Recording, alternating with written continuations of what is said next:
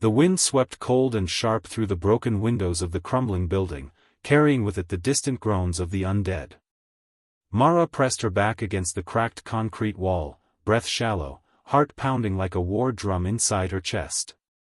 For months, the silence of dead America had been unbroken, no broadcasts, no voices, just the haunting stillness of a world fallen to rot. Then, like a ghost stirring from the depths, the radio crackled. Static hissed, then a voice, hoarse, desperate, barely more than a whisper, flickered through the broken speakers. If anyone is out there, listen, this is the last transmission. I'm trapped, please, help. The words wavered and faded, swallowed again by static. Mara's hands trembled as she adjusted the old radio receiver, her eyes scanning the ruined city skyline. She had heard rumors, isolated signals cutting through the endless quiet, fragments of voices lost to the apocalypse, but this was the first real transmission she'd ever caught. A lifeline. For months, Mara had survived alone in the skeletal remains of what was once a bustling metropolis. She was sharp, resourceful, and cautious, everything survival demanded, but loneliness gnawed at her like a phantom. The voice on the radio offered something she hadn't dared to hope for: connection. Her fingers danced over the radio dials, trying to lock onto the signal source. The voice returned briefly, repeating the plea. If anyone can hear me, coordinates are 38.8951 north. 77.0364 west. I'm running out of time.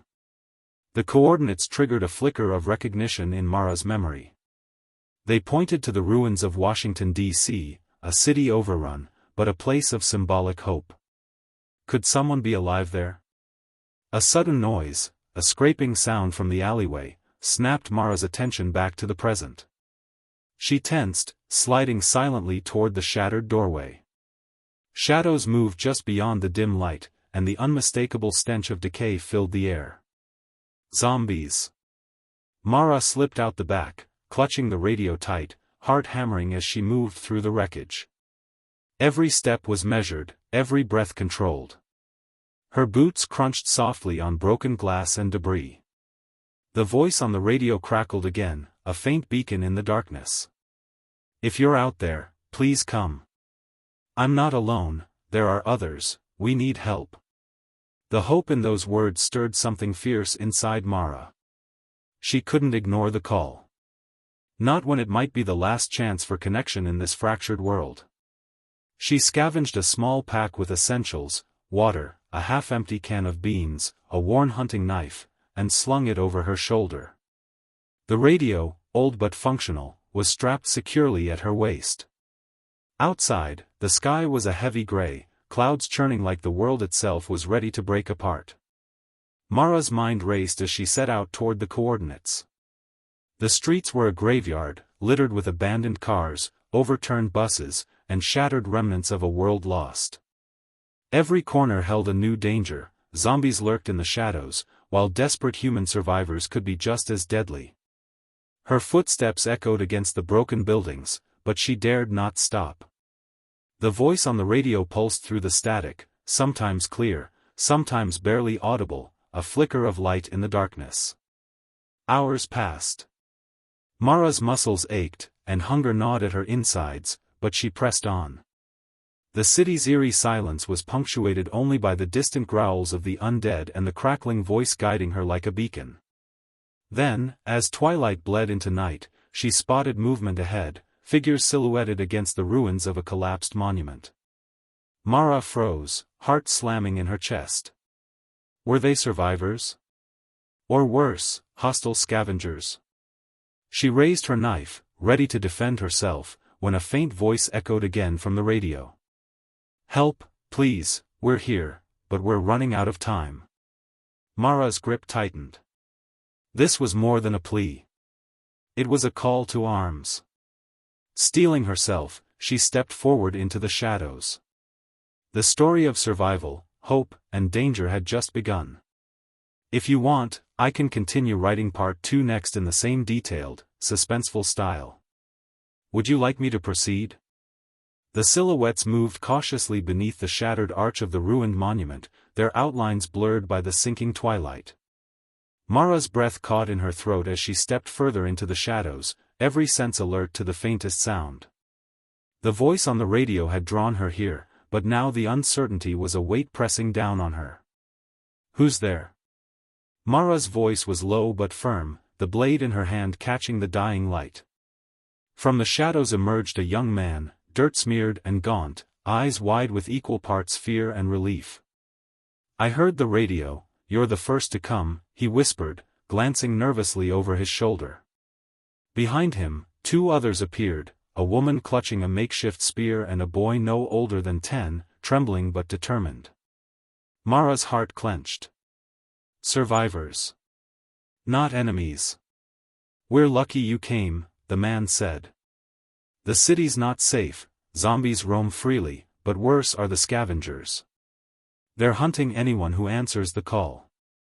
Mara nodded, recognizing the truth in his words. The radio signal was a beacon, but also a trap. The desperate voice she had followed might have drawn more than just help. "We need to get to the source," Mara said. "The broadcast is coming from a nearby safe house. If the operator's still alive, they could have answers. But we have to move fast." The group hurried through the maze of broken streets, the boy clutching Mara's hand as they navigated rubble and shadows. Every noise, a distant groan, the scrape of a broken sign, made their hearts race. The undead were always close. Suddenly, the man raised a hand, signaling silence. Ahead, a figure moved stiffly in the distance, a shambling zombie, drawn by their scent. Mara's knife was ready. She stepped forward silently, throat tight with focus. One swift motion, and the creature collapsed, silent once again. But the moment shattered their fragile calm. "We have to keep moving," Mara urged, pulling the group along. "They'll hear us soon." As they pressed on, the radio crackled to life in Mara's pack. The voice was clearer now, stronger. "If you're near, please hurry. The safe house is compromised, enemies closing in, we don't have much time." Mara's blood ran cold. Enemies. Not just zombies, but people, humans turned ruthless in the face of desperation. "Who are these enemies?" Mara asked, glancing at her new companions. The woman with the spear spoke softly, "Scavengers, bands of raiders who prey on survivors. They use the radio signals to lure people into ambushes. If we're not careful, we're walking into a trap." Mara swallowed the lump of fear. The stakes had just risen. Their path led them to an old government building, its windows shattered, walls scarred by fire. The radio signal was strongest here. They slipped inside, hearts pounding, senses stretched taut. Inside, the air was thick with dust and something else, a faint, metallic tang that made Mara's stomach turn. Blood. Fresh blood. "Stay alert," Mara whispered. They moved carefully down the dim corridors, shadows dancing on cracked walls. Then, a sudden noise, voices, raised and angry, echoing from a room ahead. Mara motioned for silence and crept closer. Peering through a broken doorframe, she saw a group of ragged survivors arguing heatedly. Some bore weapons, others looked exhausted, desperate. At the center was a young woman, holding the radio microphone like a lifeline. Mara's heart skipped. This must be the voice behind the last transmission. The woman's eyes flicked toward Mara's group, suspicion flashing. "Who are you? How did you find us?" Mara stepped into the room, hands raised slightly in peace. "I'm Mara. I heard your broadcast. I came to help." The woman's gaze hardened. "Help? Do you know what you're asking for? We're barely holding on here. The scavengers are outside. They want to take this place, and us, by force." The tension in the room thickened. Mara felt the weight of her decision pressing down, stay and fight, or retreat into the endless ruins and risk losing the only hope left. Suddenly, the radio crackled again, cutting through the tension. "We have to move, they're coming." Outside, a low rumble grew louder, the pounding of feet, the guttural snarls of the undead, and something else, the sinister voices of scavengers shouting orders. Mara's eyes met the radio operator's. "We don't have a choice. We fight. Or we die out here." The survivors nodded grimly, steeling themselves. Together, they prepared for what was coming, a desperate fight for survival, a battle to keep hope alive in a world swallowed by silence and death. As the first figures appeared in the shattered windows, zombies and scavengers alike, Mara gripped her knife tighter. The chase had just begun. "Would you like me to continue with part 3 next?" The battered government building, once a symbol of order and power, had become a fortress of desperation. Mara's breath came fast as she helped barricade the cracked doors with debris and rusted metal scraps. The radio operator, a sharp-eyed woman named Lila, moved quickly among the survivors, barking orders and checking weapons. "We don't have much time," Lila said, her voice steady but strained. "The scavengers will try to break in before nightfall, and the zombies won't stop until they get in." Mara scanned the faces around her, exhausted, dirty, some wounded, all clinging to a fragile thread of hope. The radio signal was still alive, a lifeline cutting through the endless silence that had swallowed America whole. But here, inside these crumbling walls, that hope was tethered to fear. "We need food, water, and medical supplies," Mara said, stepping forward. "We can't hold this place if we're starving or bleeding out." Lila nodded. "A few of us have been scavenging the nearby blocks, but it's dangerous. The city is crawling with the dead and worse." Suddenly, a harsh clatter sounded outside, the unmistakable crash of a heavy object against the barricades. The group tensed, eyes darting toward the noise. "They're testing us," Lila said grimly. "They want to see if we're weak." Mara took a deep breath. "We can't wait for them to break in. We have to be ready." The survivors spread out, positioning themselves at windows and behind makeshift defenses. Mara found a vantage point near a shattered window overlooking the street, gripping her knife and scanning the darkness. Minutes stretched into an agonizing silence. Then, shadows flickered, zombies staggering through the wreckage, dragging broken limbs, groaning in hunger. But behind them, the scavengers moved with deadly purpose, armed with scavenged weapons and cold eyes. The first volley of shouts pierced the night as the scavengers hurled rocks and shouted threats. Mara's fingers curled tighter around her blade. A sudden crash, one of the barricades splintered, sending debris flying. Mara leapt forward, driving a scavenger back with a fierce strike.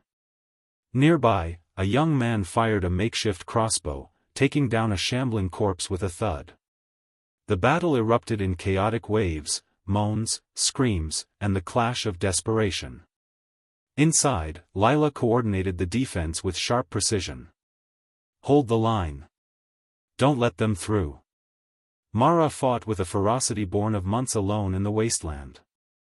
Every zombie she slashed down was a reminder of the world lost, every scavenger she pushed back a fight for the future.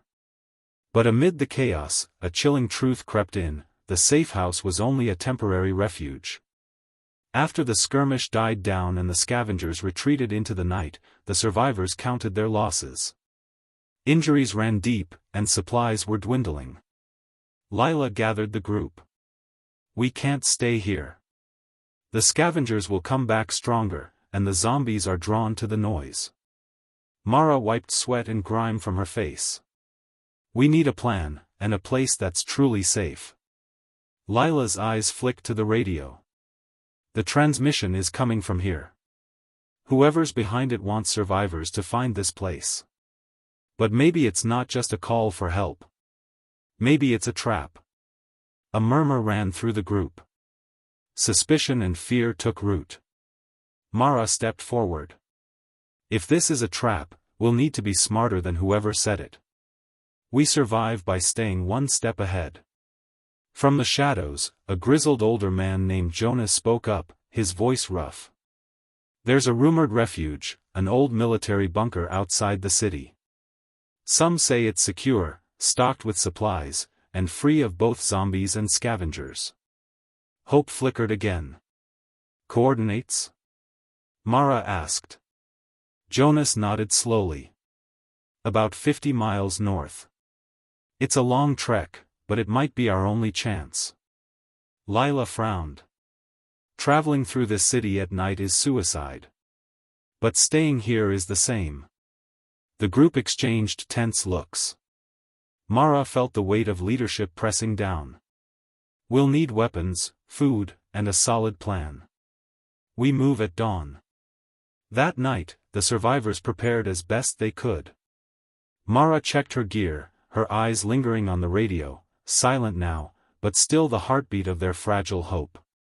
Sleep was uneasy, punctuated by distant groans and the creaking of the building settling. Outside, the dead prowled like shadows, and Mara knew tomorrow's journey could be their last. As the first pale light of dawn seeped through the broken windows, Mara stood at the edge of the refuge, looking out at a city that had lost its soul. The voice on the radio had brought her here, but it was the choices ahead that would decide who lived, or died. The journey to the rumored bunker would test them all. But for Mara, it was more than survival.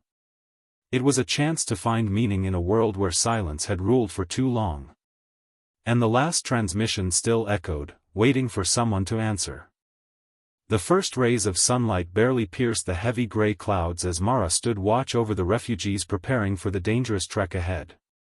The air was thick with unease. Everyone knew the road to the bunker wouldn't be easy, but none expected what would unfold inside their fragile sanctuary before they even left. Inside the refuge's cramped main room, whispers buzzed like a swarm of angry flies. Food and weapons had begun to disappear, small items at first, then enough to raise suspicion. Tensions flared. Trust, already fragile in a world fallen to ruin, began to crack. Lila paced, her jaw clenched, glaring at the gathered survivors. "Someone is stealing from us," she said, voice low but sharp.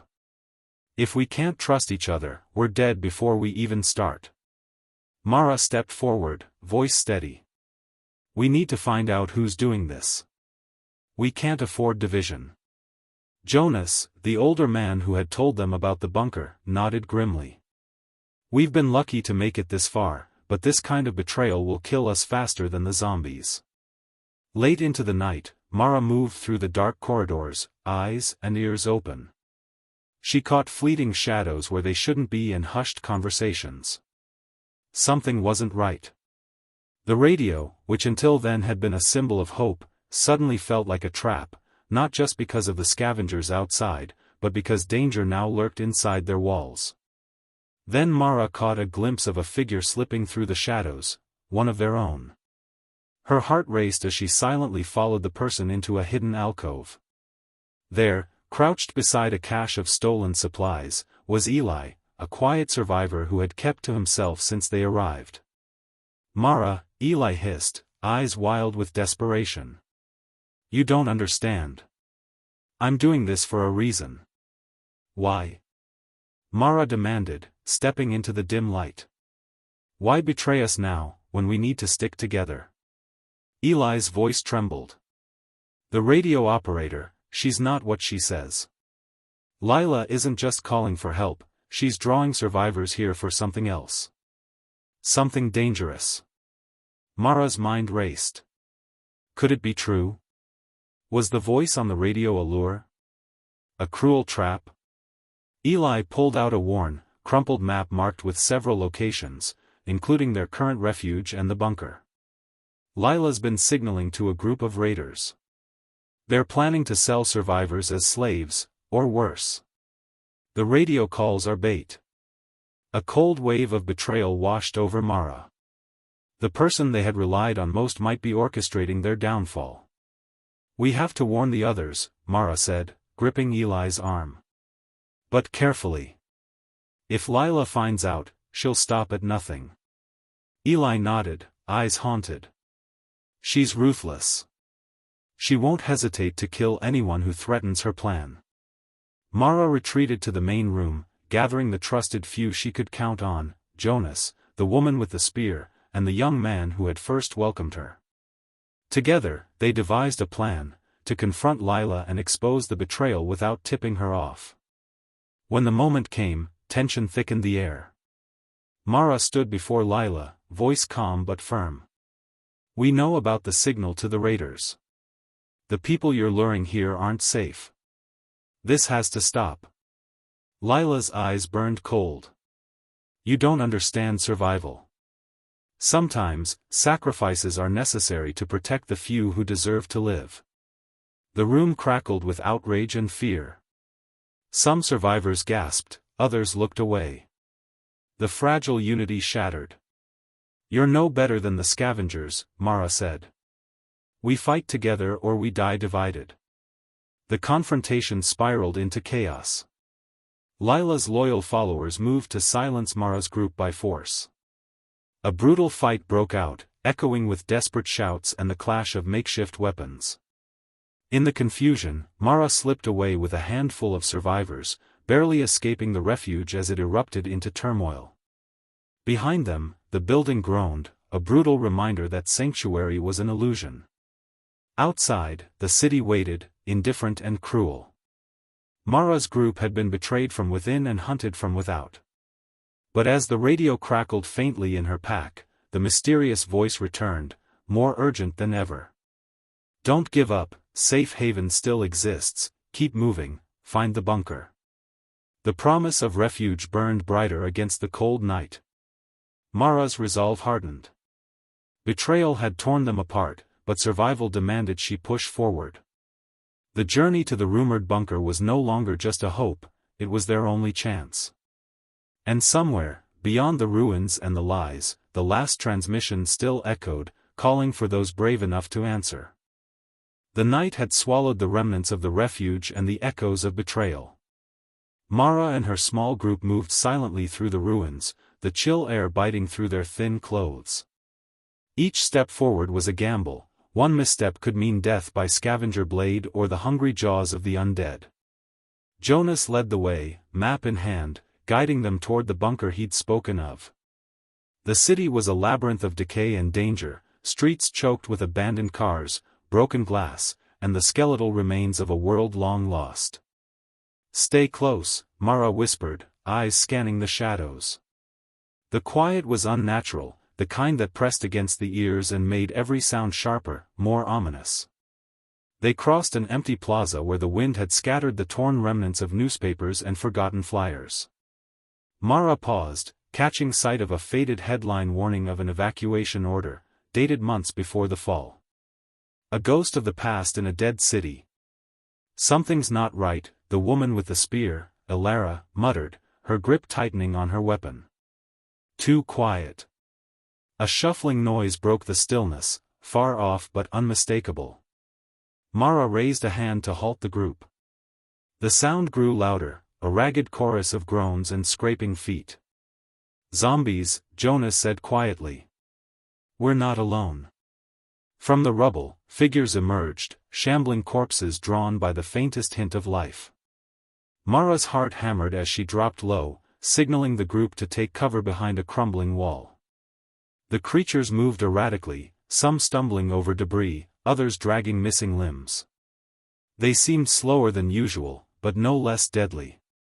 "Let's move before they notice us," Mara urged. But as they turned to slip away, a sharp cry split the air.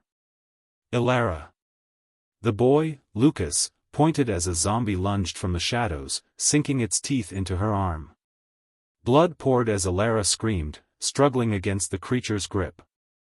Mara didn't hesitate, she plunged her blade into the creature's skull, silencing it instantly. Ilara collapsed, pale and trembling. "It's infected," she gasped. Mara's stomach twisted. Infection was a death sentence. If the bite broke the skin, the virus would spread swiftly, turning the victim into one of the undead. "We can't stop now," Mara said, lifting Ilara. "There's a chance if we get help fast." But help was miles away. The bunker was still distant, a sliver of hope on the horizon. They pressed onward, the weight of Alara's injury a constant reminder of their vulnerability. The radio crackled faintly, a distorted voice repeating fragments of the last transmission. "Keep safe, bunker, must survive." Mara clung to those words like a lifeline.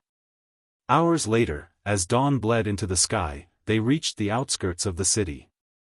The landscape changed, a dead zone, barren and silent except for the distant moans of the undead. Jonas pointed toward a hill crowned with rusted metal and barbed wire. "That's the bunker." But between them and safety lay a gauntlet. The dead zone was a no-man's land, crawling with zombies and watched over by scavenger patrols who hunted with ruthless precision. "We'll need a plan," Mara said. "We can't just run in." The group found cover in the hollowed-out shell of a bus, catching their breath and tending to Alara's worsening wound. Her fever was climbing. "We're running out of time," Mara said. "If she turns." "We'll deal with that when it comes," Lucas said fiercely. Night fell again, the temperature dropping sharply. The survivors huddled close, the silence broken only by distant groans and the crackle of Mara's radio. Suddenly, a faint light flickered on the horizon, moving steadily closer. Mara's blood ran cold. "Scavengers," she whispered. "They're coming." The group scrambled to prepare. Mara set traps with broken glass and wires, while Jonas readied his crossbow. The radio's static was louder now, the voice barely decipherable but still urging them on. "Don't stop, bunker, salvation waits." As the scavenger patrol approached, Mara steadied her nerves. Every instinct screamed for flight, but turning back wasn't an option. The fight was brutal and swift. Mara's blade flashed in the moonlight, Jonas's crossbow bolts found their marks, and Lucas fought with a ferocity that surprised even himself. When the last scavenger fell, silence returned, thick and heavy. Mara looked at her small group, wounded, exhausted, but alive. "Tomorrow," she said, "we reach the bunker. We survive. No matter what. Because somewhere inside that rusted fortress, answers waited. And maybe, just maybe, a future." The bunker loomed ahead like a relic from a forgotten war, a massive steel door embedded in a concrete hill, scarred and rusted but defiant against time and decay. Mara's group approached cautiously, the night wind whispering through the barbed wire that crowned the hilltop. Jonas stepped forward, his fingers tracing the faded symbols etched into the door. This was built to last, to keep the worst out, and the best in. Mara scanned the horizon one last time before signaling the others to prepare. Alara, pale and shivering, leaned heavily on Lucas as they moved forward. Every breath she took was a painful reminder of the infection eating away inside her. "Help me with the door," Mara said, her voice low but steady. Together, they worked the ancient mechanisms, gears grinding with protest until, finally, the heavy door creaked open, revealing a dimly lit passage descending into cold silence. Inside, the air was stale but breathable. The narrow corridor led to a control room filled with blinking consoles, dusty monitors, and shelves stocked with supplies that looked decades old but remarkably intact. Lila's warning echoed in Mara's mind. Was this sanctuary genuine, or another trap? "We need to check the systems," Jonas said, moving toward the control panels. "If this place is operational, it could be our salvation." Mara helped Alara sit on a nearby bench, carefully examining the bite on her arm. The swelling had worsened overnight, the darkened flesh pulsing with a sinister glow. "We don't have much time," Mara murmured, her heart heavy. "If the infection spreads." Jonas's fingers danced across the buttons, lights flickering to life. The bunker hummed, power coursing through long-dormant circuits. A low drone of air filtration systems filled the room, and a soft glow illuminated the passageways ahead. "It's working," Jonas said with a rare smile. "We have clean air, water, and enough supplies to last weeks, maybe months." Relief washed over the group, fragile but real. For the first time in weeks, safety felt within reach. Then, a soft beep from one of the monitors caught Mara's attention. She leaned in closer as lines of text scrolled across the screen. Containment protocols, quarantine zones, virus samples, experiment logs. Her stomach twisted. This bunker wasn't just a shelter, it had been a research facility. Jonas's expression darkened. This wasn't built just for survival. They were studying the virus here. Maybe they were trying to find a cure, Mara said hopefully, but doubt gnawed at her. Suddenly, a crackling sound erupted from the radio in Mara's pack, the transmission they had been chasing all along. Help, containment breach, the virus, it's spreading inside. The message cut off abruptly. A chill ran down Mara's spine. The bunker's true secret was waking. Before they could react, an alarm blared through the corridors, red lights flashing wildly. Containment breach? Lucas whispered, eyes wide. Mara grabbed a flashlight, signaling the group. We need to move, now. They hurried deeper into the bunker, following signs for an emergency lockdown. Heavy metal doors slammed shut behind them as they ran. The air grew thick with a strange, metallic scent. Ilara's breathing grew ragged, sweat beading on her forehead. Is it the infection? She gasped. Mara clenched her fists. We're going to find out. Ahead, a chamber door stood ajar. Inside, rows of glass containment units lined the walls, many shattered or empty.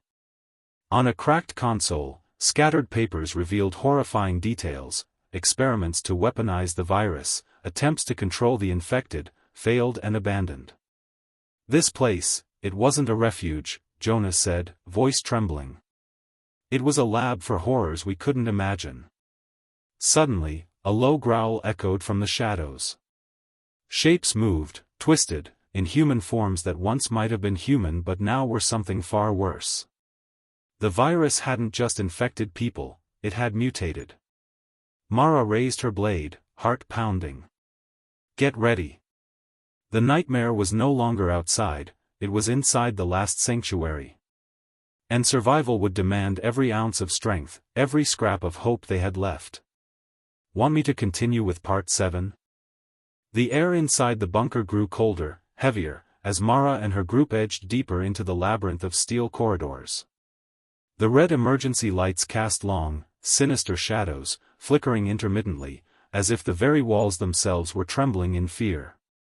The mutated creatures, something more terrifying than the zombies outside, prowled the halls. Their twisted bodies slumped and jerked with unnatural movements, eyes glowing faintly in the darkness. Every step Mara took was met with the sharp scrape of claws against concrete. We have to find the control room, Mara whispered, voice tense but determined. If we can restore full power and lockdown, we might be able to contain whatever's loose down here. Jonas adjusted the cracked flashlight in his hand, sweat glistening on his brow. This place was a fortress once. We just need to find the right systems to reboot. But Ilara was growing weaker. The infection was spreading rapidly, her breathing shallow, and her skin pale. Lucas stayed close, his youthful face pale but fierce with determination. Suddenly, a guttural growl echoed down the corridor, followed by the scraping of many feet. The group pressed themselves against the cold walls as a monstrous shadow slithered past. Mara's heart pounded. We don't have much time, she said. We need to move. They hurried toward a set of double doors marked main control, but as Mara reached for the handle, a screech filled the air, a hideous, bone-chilling scream that shook the very foundation of the bunker. From the darkness behind them, a grotesque figure lunged. It was larger and faster than the others, a malformed beast with jagged teeth and ripped flesh hanging from its limbs. Mara swung her blade in a desperate arc, catching the creature just in time. The fight was brutal and close, the stench of decay thick in the air. Ilara cried out, her pain piercing the tension. Mara's blade drove the creature back, but more were coming. We need to get inside. Jonas shouted, banging on the door. Mara forced the doors open, and the group spilled into the control room. The heavy blast doors slammed shut behind them, locking with a reverberating clang. Inside, panels blinked erratically, screens flickering with corrupted data. Jonas rushed to the nearest console, fingers flying over the keys. "We've got power fluctuations everywhere," he muttered. "It's like the whole system's fighting itself." Suddenly, the overhead speakers crackled, and a voice, cold, mechanical, filled the room. "Warning. Containment breach level, critical. Initiating lockdown procedures." Mara exchanged a glance with Jonas. "The bunker is trying to save itself, but it's failing." She turned to the group. "We need to stabilize the system and find a way to help Alara before the infection takes her completely." Jonas nodded, pulling up files on the screen. "There's a medical lab on the lower level. It might have treatments or at least data on the virus." "We'll make it there," Mara said firmly, "but we move as fast as we can." The elevator was out of order, leaving only the stairs, a steep descent into darkness. The group armed themselves as best they could and began the trek down. The corridors twisted and narrowed, lit only by their flickering flashlights and the ominous glow of emergency lights. The air grew colder, thicker with the smell of chemicals and decay. Halfway down, a sudden rumble shook the bunker. Dust and debris rained from the ceiling as the passage behind them collapsed. "No going back," Mara said grimly. Ahead, the groans of the infected grew louder. Mara gripped her blade tighter, leading the group into the medical wing. Inside the lab, glass cabinets held dusty vials and strange equipment. A terminal blinked with emergency logs. Jonas scanned the data, eyes wide. They were working on a vaccine, some serum that could slow the infection. But it was never finished. Alara lay weakly on a cot, her breathing shallow, eyes fluttering. "We need to find that serum," Mara said urgently. Jonas rummaged through the cabinets, pulling out a half-used vial and several syringes. "This might be it," he said, hope flickering in his eyes. Mara helped inject Alara carefully. The group waited, tense silence filling the room. Minutes passed like hours before Alara's breathing steadied. Color returned faintly to her cheeks. "She's fighting it," Mara breathed a sigh of relief. But the reprieve was brief. The bunker shook violently again as distant alarms wailed. The containment failure was spreading. Mara turned to the others, voice hard. "We can't stay here. We have to find a way to fully reboot the system and get out." Jonas pulled up the bunker's schematics. "The mainframe is deeper in the facility, past the quarantine zone." "We don't have a choice," Mara said. "It's either that or be trapped with the infected down here." With Alara steadied but still vulnerable, the group readied themselves for the final descent into the heart of the bunker's darkness. The last transmission wasn't just a call for rescue, it was a warning. And Mara knew the nightmare was far from over. Ready for Part 8, the thrilling conclusion? Part 8, Echoes of the Last Transmission. The air grew stifling as Mara and her group descended deeper into the bowels of the bunker. The faint hum of the failing power systems was a constant reminder of how little time they had. Alara's breathing was steady but weak, and every step seemed heavier than the last. Jonas led them through a maze of cold metal corridors, following the schematic that promised the mainframe, the heart of the bunker's control and their only hope to stop the spreading infection. "This way," he whispered, pressing forward despite the fatigue in his voice. The silence was broken only by the distant, tortured groans of the mutated creatures. Each echo seemed to bounce off the walls, taunting them, reminding them that the infected were closing in. Suddenly, a loud metallic clang reverberated through the hallway ahead. Mara held up her hand to stop the group. "Ambush," she said grimly. From the shadows, figures emerged, infected, not quite human anymore, their movements jerky and unnatural, eyes glowing with a malevolent hunger. Mara's blade flashed in the dim light as she fought side by side with Jonas and Lucas. The battle was frantic and brutal, limbs and claws tearing at flesh and metal alike. The group fought with desperation, knowing that failure meant becoming part of the nightmare. With a final, forceful strike, Mara dispatched the last attacker. Panting and bleeding, the survivors pressed onward. The mainframe room door was colossal, reinforced with thick steel.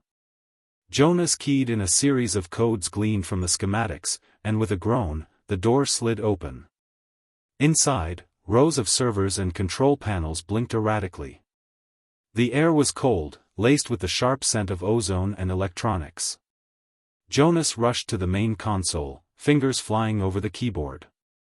"I'm trying to override the lockdown system and reboot the virus containment protocols," he explained breathlessly. Mara kept watch, blade ready, while Lucas helped Alara sit against the wall. Suddenly, the screens flickered, and a distorted voice came through the speakers, fragmented but unmistakable. "Transmission, last, hope, survivors." The radio crackled in Mara's pack. It was the voice they had been chasing all along, the last transmission from a scientist trapped here before the bunker fell. "The virus, not just a disease," the voice whispered. "It's evolving, mutating, no cure without sacrifice." Jonas worked frantically. "The system is unstable. I need more time." The bunker trembled violently as power surged through the circuits. Warning lights flashed, and the containment system struggled to seal the infected zones. Alara's fever spiked. She clutched her arm where the bite had darkened ominously. "Hold on, Alara," Mara said softly, gripping her friend's hand. "We're almost there." The console beeped, the reboot sequence initiated. Slowly, power stabilized, and the automated defenses engaged, sealing doors and activating sterilization fields. Outside the room, distant roars signaled the infected being locked away, trapped by the bunker's final protocols. Jonas exhaled, exhausted but triumphant.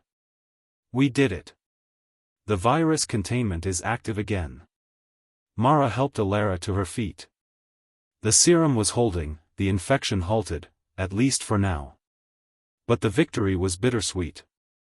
The bunker was still a tomb, their path out uncertain and perilous. As the group prepared to leave, the radio crackled one last time. "Survivors, remember, the last transmission, hope is the weapon." Mara's eyes met Jonas's. Hope had been their guide through darkness, their reason to fight when all seemed lost. They stepped back into the corridors, ready to face whatever awaited outside. The world beyond the bunker was dead and silent, but as long as one voice echoed through the silence, there was a chance to rebuild, to reclaim what was lost. The last transmission was not just a message, it was a beacon in the dark. And Mara knew that as long as hope remained, humanity's fight was far from over. If you'd like, I can also help with adding narration style notes, or generate AI images to pair with the story for your YouTube audiobook.